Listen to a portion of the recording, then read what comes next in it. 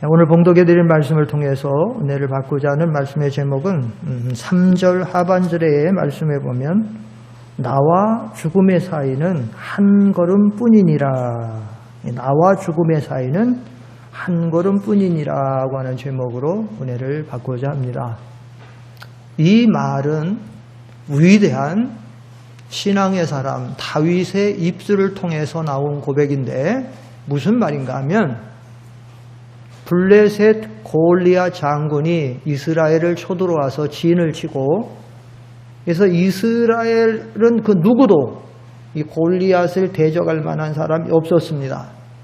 그래서 사울 왕으로부터 아브넬 모든 군대 장관과 장수들이 전부 뒤로 물러나서 지금 벌벌 떨고 이스라엘이 그 풍전등화와 같은 이런 상황에 있을 때에 소년 골리앗이 여호와의 이름을 가지고 나가서 골리앗을 물리치고 이스라엘을 건졌습니다. 그랬더니 이스라엘 모든 사람들이 사울의 죽인 자는 천천히요 다윗의 죽인 자는 만만이라고 다윗을 영웅 삼아 환호하니까 사울 왕 속에 미움, 시기심이 들어갔습니다. 어떻게 생각했냐면 나에게는 천천만 돌리고 저 다윗에게 만만을 돌리니 그러면 앞으로 다윗이 얻을 것이 내가 왕인데 내 위에 만만을 저에게 돌리면 저가 얻을 것은 이 나라밖에 없지 않느냐. 그래서 다윗을 미워하고 시기하고 죽이려고 하는 마음을 가졌습니다. 그랬더니 하나님께서 부리신 악신이 사울 왕에게 들어가서 그래서 다윗을 죽이려고 여러분 그 성경 앞에 20장 펴 있는데 18장 한번 펴보세요. 그 사무엘상 18장 7절로 9절까지 18장 7절로 9절 시작. 여인들이 뛰놀며 노래하여 이르되 사울이 죽인 자는 천천히요 다윗은 만만이로다 한지라. 사울이 그 말에 불쾌하여 심히 노하여 이르되 다윗에게는 만만을 돌리고 내게는 천천만 돌리니 그가 더 얻을 것이 나라 말고 무엇이냐 하고 그날 후로 사울이 다윗을 주목하였다. 미움과 시기가 들어갔어. 그랬더니 사울 마음속에 뭐가 역사하는가? 10절로 다 같이 10절로 11절 시작. 그 이튿날 하나님께서 부리신 악령이 사울에게 힘있게 내림에 그가 집안에서 정신없이 떠들어대므로 다윗이 평일과 같이 손으로 수금을 타는데 그때 사울의 손에 창이 있는지라. 그가 스스로 이르기를 내가 다윗을 벽에 박으리라 하고 사울이 그 창을 던졌으나 다윗이 그 앞에서 2번 피하였더라. 미움과 시기, 질투는 사탄을 초대하는, 사탄을 부르는, 사탄의 악령이 역사하는 것. 하나님의 영, 성령은 언제나 첫째 중심이 사랑이고 악령의 첫째 중심은 미움과 시기예요. 그래서 에덴 동산에서도 형이 동생을 죽이는 역사가 일어난 거예요. 여기서 한 번만 그런 게 아니라 사울은 계속해서 다윗을 죽이려고 창을 던져요. 그때마다 왜 그랬느냐? 악신이 그 속에 역사예요. 19장 9절 읽어보세요. 19장 사무엘상 19장 9절로 10절 시작. 사울이 손에 단창을 가지고 그의 집에 앉았을 때에 여호와께서 부리시는 악령이 사울에게 조하였으므로 다윗이 손으로 숨을 탈 때 사울이 단창으로 다윗을 벽에 박으려고 하였으나 그는 사울의 앞을 피하고 사울의 창은 벽에 박힌지라 다윗이 그 밤에 도피하며 그랬습니다. 그래서 우리가 남을 미워하려고 하지 마세요. 시기 질투하려고 하지 말고 그거는 내 속에 지금 사탄이 역사하고 있구나 알아야 돼요. 알고 언제나 나와 내 이웃과 형제와 성도가 누구든지 사랑하기를 힘쓰면 그럼 우리가 하나님 안에 들어간 것이고 하나님이 내 안에 계셔서 그래서 우리는 하나님의 기뻐하시는 사람이 될 줄 믿습니다. 그 성경은 언제나 우리에게 가르치는 것. 근데 지금 다윗이 여기서 나와 죽음의 사이는 한 걸음뿐이다 라는 이 말이 왜 나왔냐면 다윗이 공로를 세웠는데도 사울이 이렇게 계속 죽이려고 하니까 다윗이 이제 나는 언제 죽을지 모른다. 그래서 다윗이 그 사울 왕의 아들 왕자 요나단에게 한 말이에요. 이 말이 네 아버지가 왜 나를 이렇게 죽이려고 하지? 나는 생명을 내놓고 이 나라를 건진 것뿐인데 왜 내 아버지가 나를 죽이려고 해? 요나단은 굉장한 믿음의 사람이에요. 다윗의 믿음과 버금가는 사람이에요. 그래서 이 요나단은 본래 가만히 있으면 아버지 왕위는 자기가 받게 돼 있어요. 그러나 요나단은 얼마나 믿음이 훌륭한지 이 왕위는 내가 받아서 안 되는 것이다. 이 왕위는 저 믿음의 사람 다윗이 하나님이 저를 통해 하시는 일을 보니까 다윗이 받아야 된다. 그래서 포기해버려요. 이거는 보통 믿음 가지고는 안 되는 거야. 본래 왕이라고 하는 것은 자식이 아버지를 죽이고 왕 노릇하고 아버지가 왕권 안 뺏기려고 자식을 죽이고 이 형제가 저 형제를 죽이고 저 형제 이 형제를 죽이고 왕권을 하는데 사울은 모든 것을 포기하고 다윗을 보호하고 그게 자꾸 아버지가 다윗을 죽이려고 하니까 왜 아버지는 무슨 일로 다윗을 죽이려고 합니까? 막 그렇게 하면서 다윗을 보호하는 거예요. 그러니까 다윗이 이렇게 아버지가 나를 죽이려고 하니까 그러니까 요나단이 말이야 아니야 괜찮아. 아버지는 무슨 대소사를 결정하고 일을 할 때에 나한테 얘기하고 하니까 너무 걱정하지 마라. 내가 너에게 모든 것을 알려서 너를 보호해 줄 거야. 그러니까 다윗이 다시 그렇게 말해요. 아니 그 내 중심을 알지만 네 아버지가 너가 나를 정말 사랑하는 것을 알고 나를 보호하는 것을 알기 때문에 내가 다윗을 죽이면 내 아들 요나단이 슬퍼하겠지? 그래서 너를 모르게 나를 죽이려고 할 거야. 그러기 때문에 나는 언제 죽을지 몰라. 나는 죽음과 나 사이는 한 걸음밖에 안 돼. 거기서 나온 말이에요. 그런데 저는 오늘 이 말씀을 이 역사적인 말씀에 매치시켜서 여러분에게 전하려고 하는 게 아니고 이 죽음이라고 하는 주제를 가장 기본적이고 단순한 이 죽음이라고 그러나 우리 인생에서 가장 무겁기도 하고 또 준엄한 참 현실 그래서 우리가 이 죽음이라고 하는 것을 좀 단순하게 정말로 단순하게 하나님의 말씀에 좀 이렇게 교훈을 받고자 하는 거예요.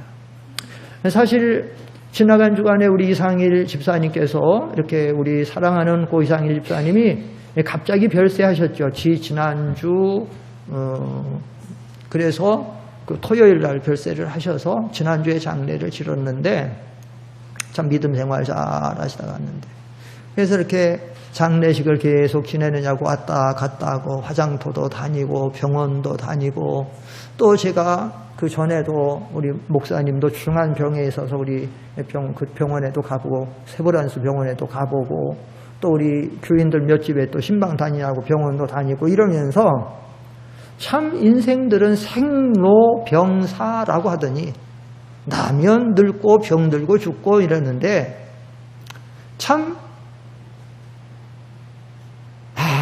많은 사람들이 하루에도 수없이 많은 사람들이 이 세상을 떠나는 죽음을 맞이하는 거야. 그래서 이런 죽음을 맞이하면서 사실 우리 성도들에게 이 죽음이라고 하는 진리, 이 죽음이라고 하는 교훈은 굉장히 중요한 교훈인데 우리 성도들의 살아가는 모습들을 보면 죽음에 대한 준비, 죽음에 대한 인식 이게 너무 부족하지 않나 그런 생각이 들 때가 많이 있어요. 그래서 이번에도 우리 이상일 집사님 장례를 치르면서도 제가 그런 생각을 했어요. 우리 지금 성도들이 장례를 치르러 장례 예배, 입관 예배, 발인 예배, 하관 예배 계속 다니는데 이게 이상일 집사님을 보내는 이 장례 의식만 아니라 우리의 삶도 얼마 남지 않았구나, 우리의 삶도 얼마 이 길을 가겠구나라고 하는 의식을 가지고, 그러면 성경에서 뭐라고 말하는가 하면 잔치집에 가는 것보다 초상집에 가는 것이 낫고, 또 지혜자의 마음은 잔치집에 있지만 우매자의 마음은 잔치집에 있지만 지혜자의 마음은 초상집에 있다고 그랬는데, 한번 읽어봅시다. 그 전도서 7장 2절로 4절 한번 읽어보세요. 앞에 보세요. 시작. 초상집에 가는 것이 잔치집에 가는 것보다 나으니 모든 사람의 끝이 이와 같이 됨이라. 산 자는 이것을 그의 마음에 둘지어다. 4절 시작. 지혜자의 마음은 초상집에 있으되 우매자의 마음은 혼인집에.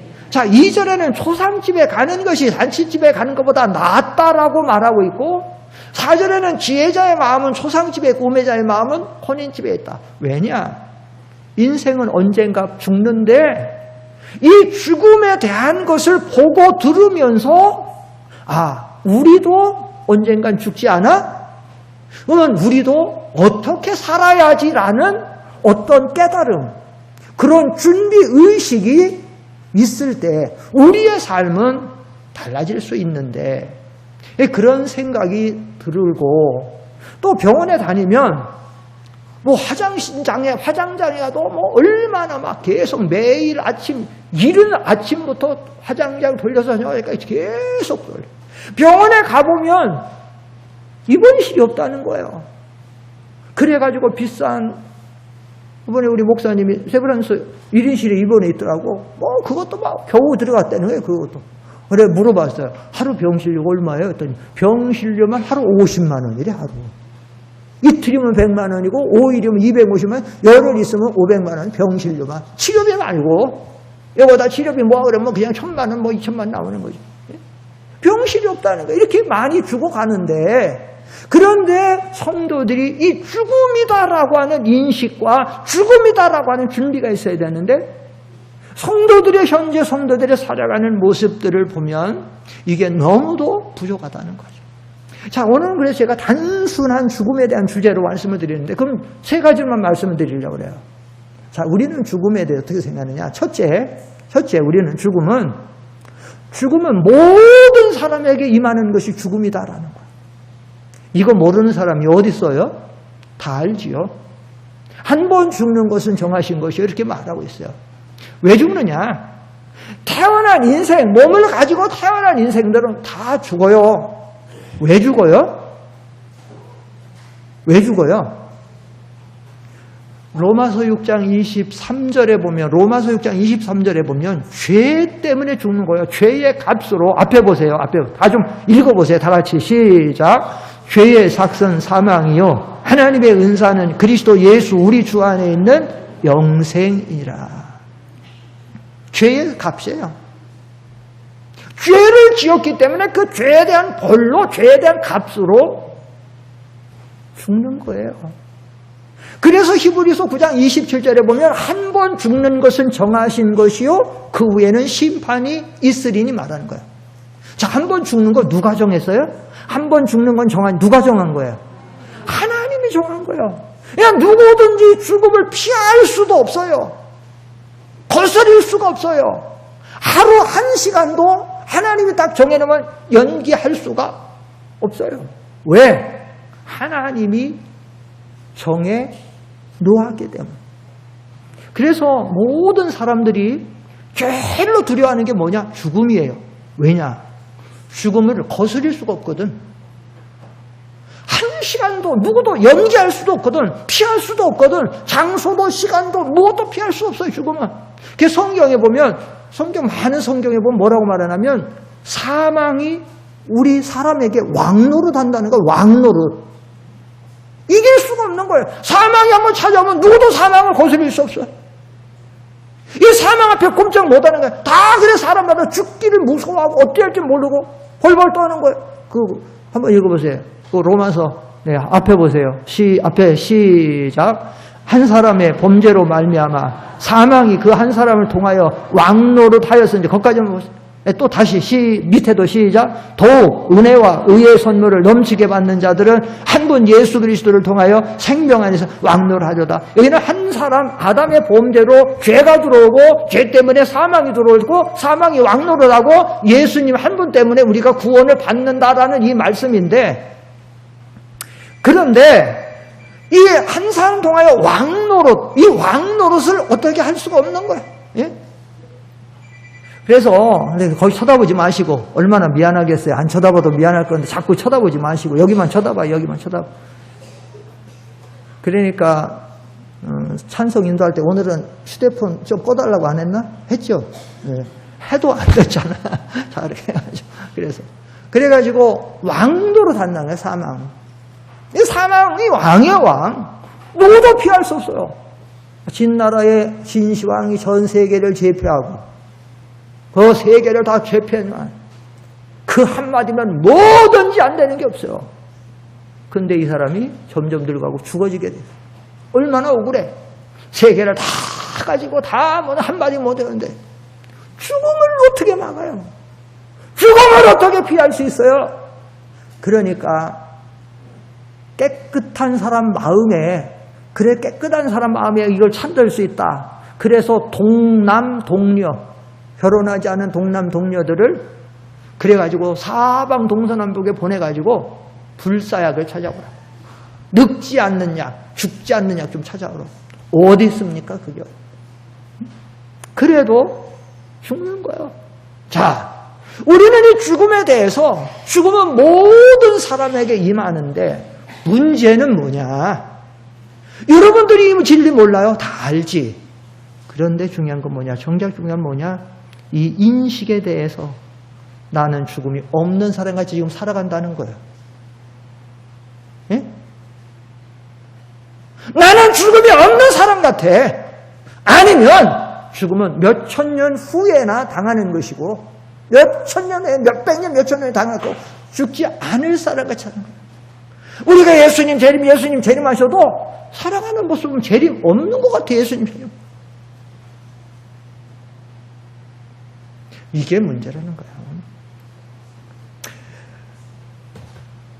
성경에 보면 믿음의 사람들은요, 하나님 앞에 잘 살려고 노력을 했고, 또 하나는 뭐냐? 언제나 죽음을 인식하고 있었어요. 여러분 성경에 보세요. 믿음의 조상 아브라함, 이삭, 야곱, 히브리서 나오잖아요. 그들은 돌아갈 본향 준비하느냐고 장막 생활을 하더라는 거죠. 뭐라고 말하면서 우리는 나그네입니다. 우린 외국인이에요. 잠깐 지나면 우린 세상 놓고 본향 갈 거야. 언제나 죽음 생각하는 거야. 다윗도 지금 이 상황에서 죽음을 생각하죠.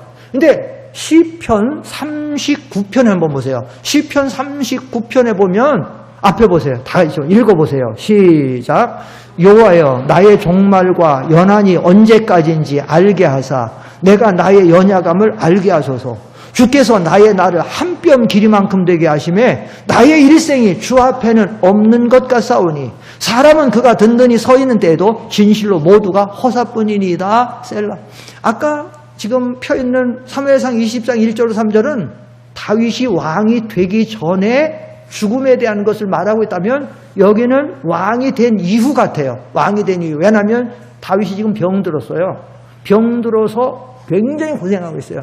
그래서 왕된 이후에라고 저는 생각이 되는데 그때 하나님 앞에 눈물로 지금 회개하고 있어요. 이 다음 성경에 보면 회개해요. 주여 나의 죄를 용서하사 내가 죽어 떠나지기 전에 나를 회복시켜달라고 눈물로 기도하고 있어요. 이거를 보면 그러면서 다윗이 기도하는 거예요. 하나님 나의 날은 얼마나 남았을까요? 그 말이에요. 4절이 여호와의 나의 종말과 연함이 어쩌 나는 하나님 정말 내 삶의 삶이 얼마나 남았을까요? 내가 주님을 위해서 얼마나 살아야 될까요? 이 생각하는 거예요. 근데 하나님의 감동이 온 거야. 하나님 감동이 뭐냐?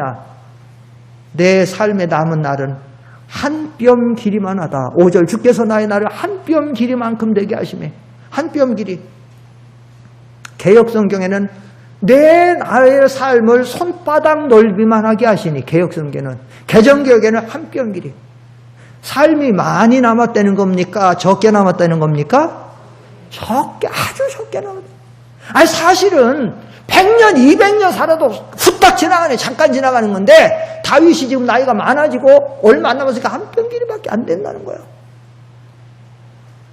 이것이 우리 인생인데 성도들은 안 믿는 불신자들은 그냥 그렇다 치고 믿는 성도도 죽음에 대한 너무 인식이 없다는 거죠. 없는 사람처럼 살아간다는 거예요. 두 번째 교훈은, 첫 번째 교훈이 죽음은 모든 사람에게만 가면, 두 번째 교훈은 뭔가 하면 죽음은요 언제 임할지 몰라요. 죽음은 언제 임할지 몰라요. 아는 사람이 하나도 없어요. 성경에 보면 죽는 날을 하나님이 모르게 해놨다 그랬어요. 알면 안 되기 때문에 모르게 해놨다는 거예요. 언제 올지 몰라요. 그래서 사람들이잖아요. 오는 것은 순서가 있어도 가는 것은 순서가 없다. 왜냐? 오는 거는 임신한 순서대로 오니까 얘는 7달 됐다. 그럼 한 2-3달 남았네? 8개월 됐다. 한 2달 남았네? 9개월 됐다. 이제 한 달 남았네? 곧 나오겠네? 그 순서대로 올지. 물론 특별히 그중에 성질 급한 놈이 빨리 나오는 경우도 좀 있기는 있지만 보통은 그렇게 해서 나오는 거예요. 그러나 죽음은 어때요? 죽음은 순서대로 가요? 나의 순서대로 가요? 지난 주간도 뉴스 보면 사람이 언제 어디서 죽을지 몰라.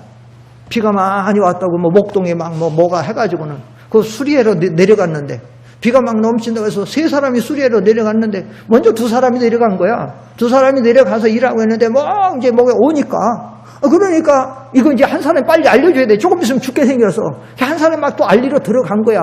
그런데 비가 계속 넘치니까 위에서 나오는 구멍은 구멍밖에 없는데 그냥 다 덮어버렸어. 거기 안에서는 나올 수 있는 길이 없어요. 여는 장치가 없어. 그냥 덮어버린 거야. 나중에 조사해보니까 못 나오는 거 알면서도 덮어대는 거야. 물이니까. 이건 완전히 인정.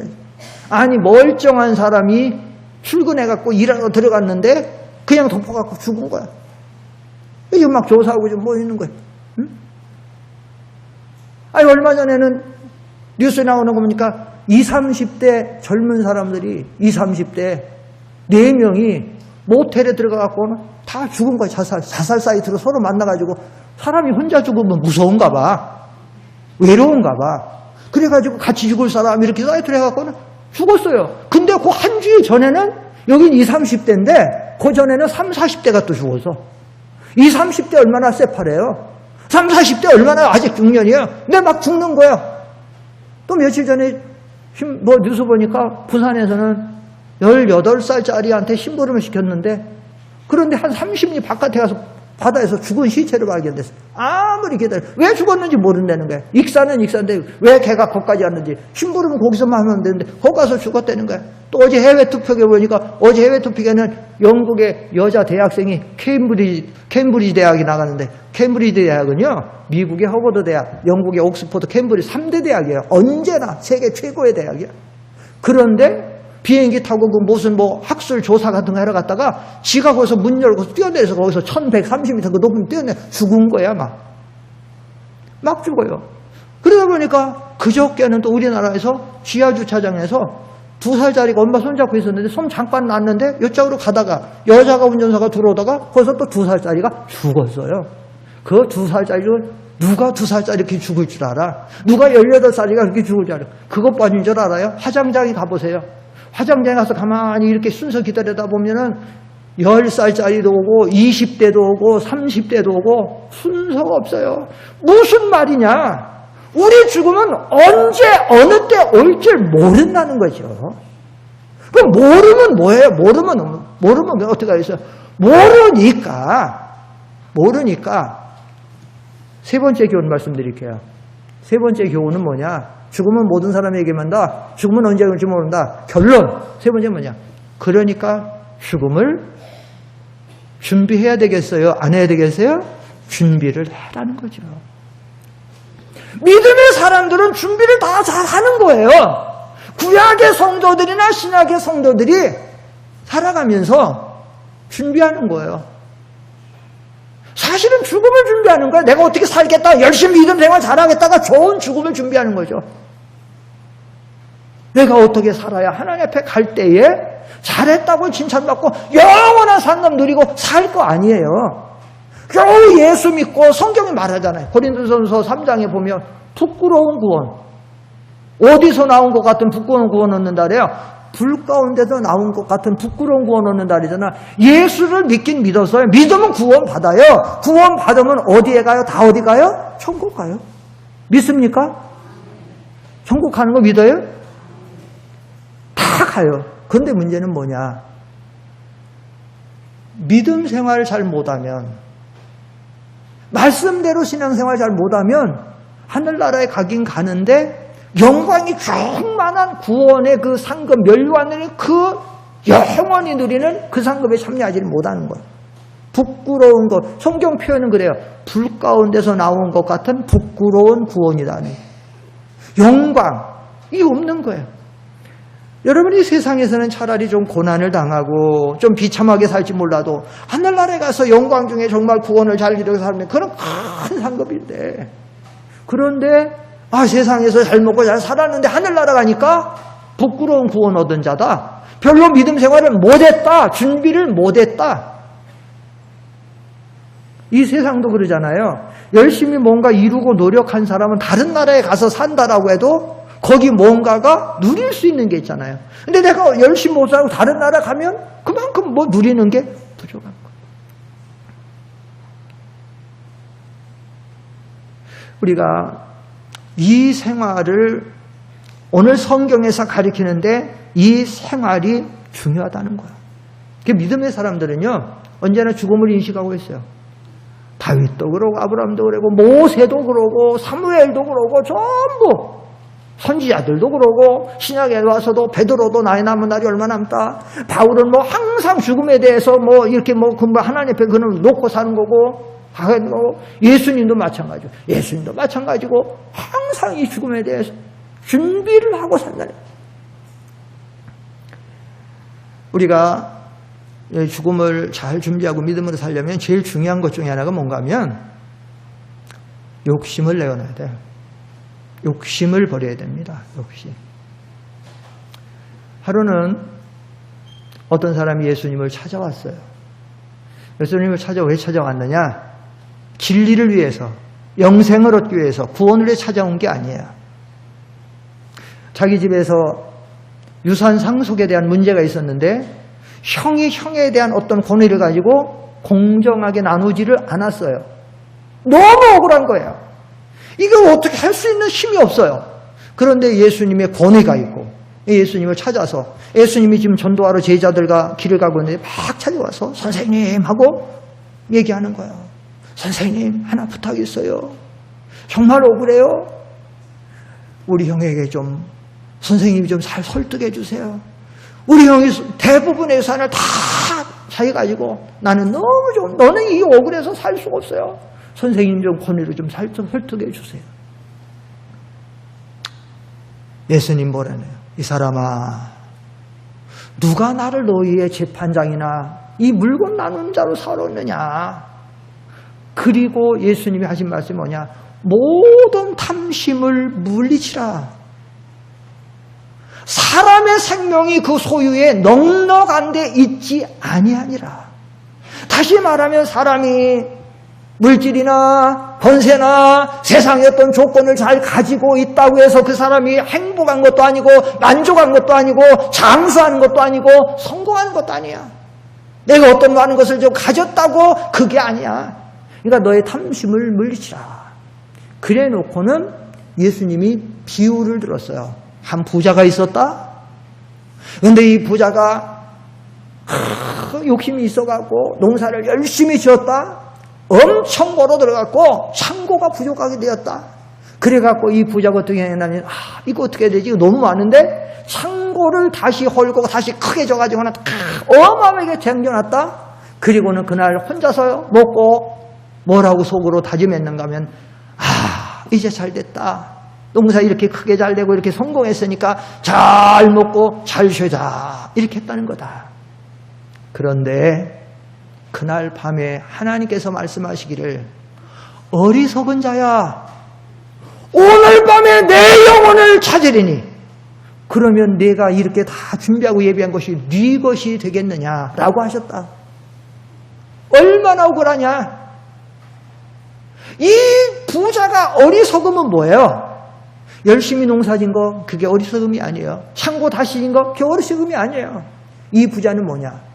죽음에 대한 인식, 죽음에 대한 준비, 내가 언제 죽을지 모르고 세상에서 조금이라도 잘 먹고 잘 살고 잘 즐기고 내 자녀들에게서 후대를 위해서 남겨주고 나도 뭔가 좀 의시되고 뭔가 좀 영광도 받고 그렇게 하려고만 했지, 내가 언제 죽어서 어떻게 될지는 모르고 이렇게 사는 거다. 응?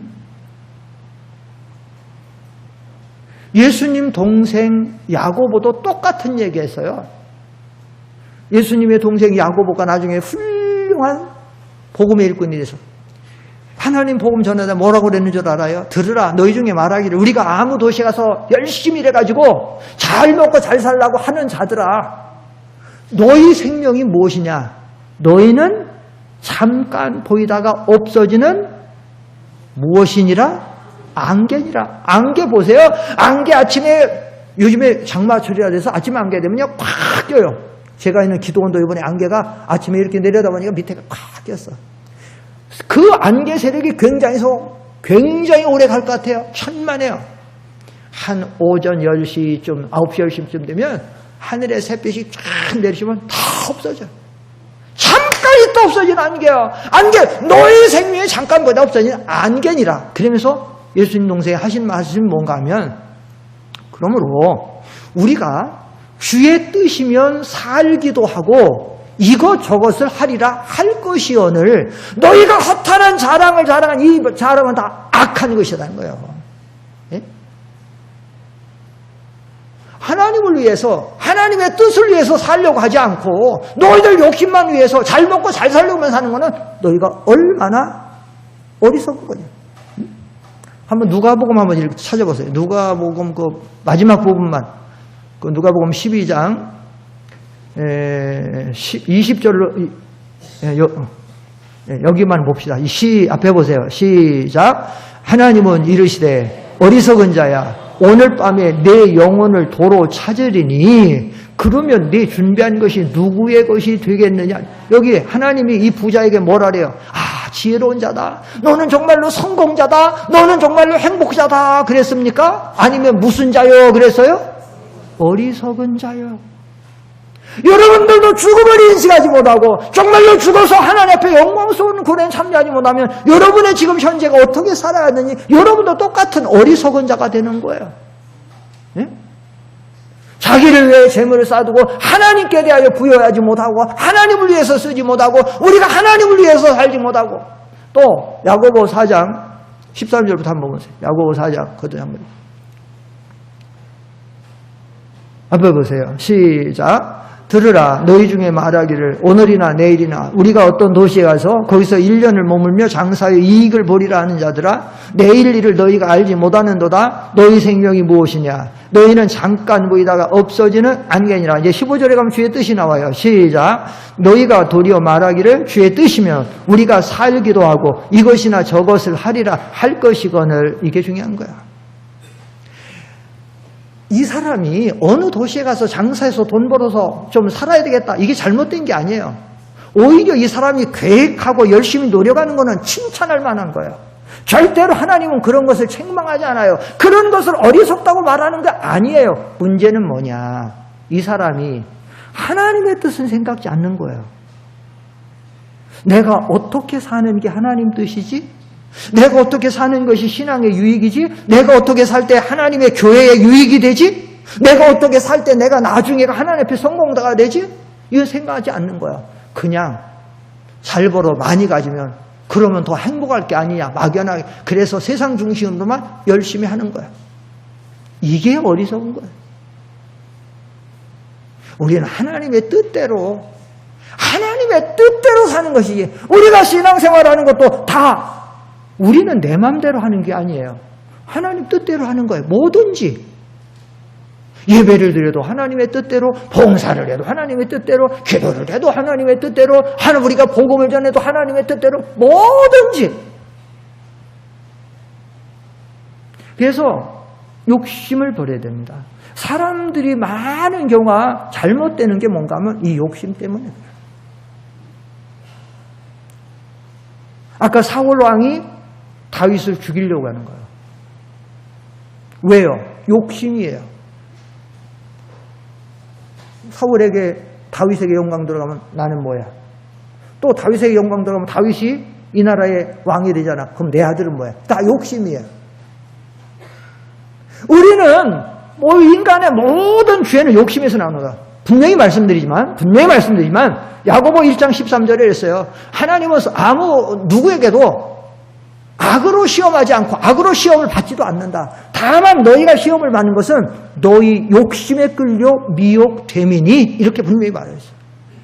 실상은 욕심 때문에 내가 시험에 빠지는 거예요.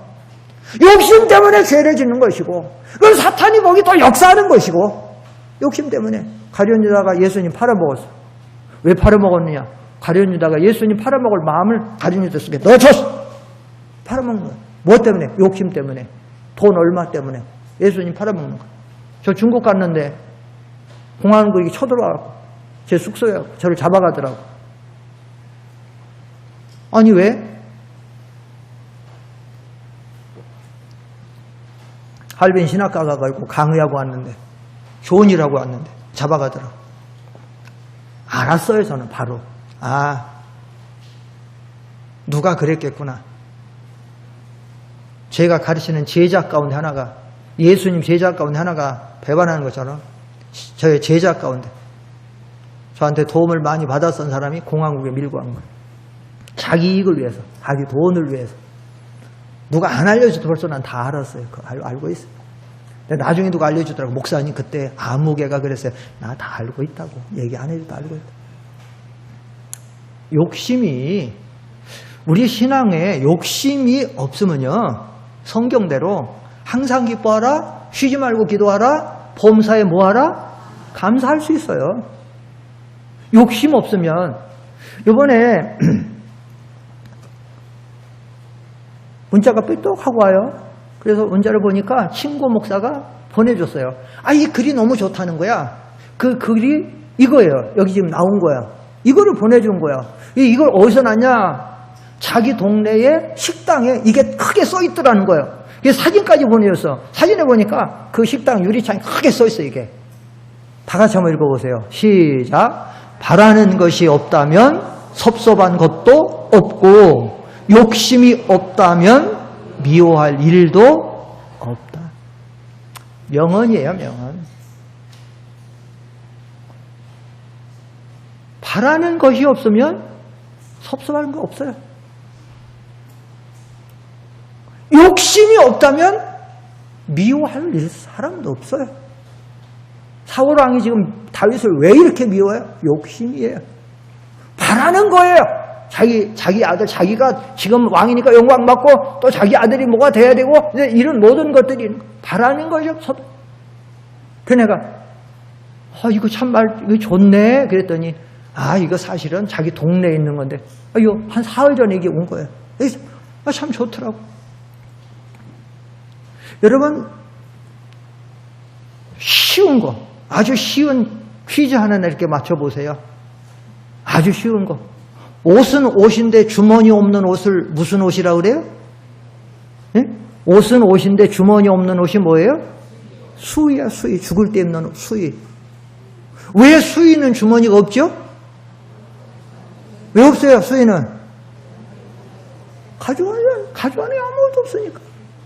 돈을 가져가요, 명예를 가져가요, 뭘 가져가요, 다 놓고 가는 거예요.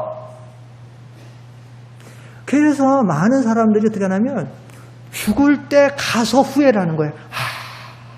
내가 잘못 살았구나. 내가 왜 이 사람하고 이렇게 그동안 원수 척졌지? 왜 내가 이렇게 미워했지? 무했지? 그러다가 조금 그래도 좀 마음이 넓고 된 사람은 어떻게 하느냐? 그때라도 화해를 하고 가는 거예요. 그때라도. 아주 옹졸하고 황파한 사람은 그때도 화해하지 않고 가는 사람이 더러더러 있어요. 그냥 그대로 죽는 사람들이. 다 그동안 부귀영화, 출세네, 관계 다 내려놓고 가는 게 죽음 앞에서는 다 놓고 가는 거예요. 다 놓고 가는 거예요. 그런데 아직도 우리가 조그만 욕심이 이게 있어서 이것 때문에 속을 끓이고 미워하고 시기하고 속이 상하고 뭐하고 나가 계속 나오는 거야.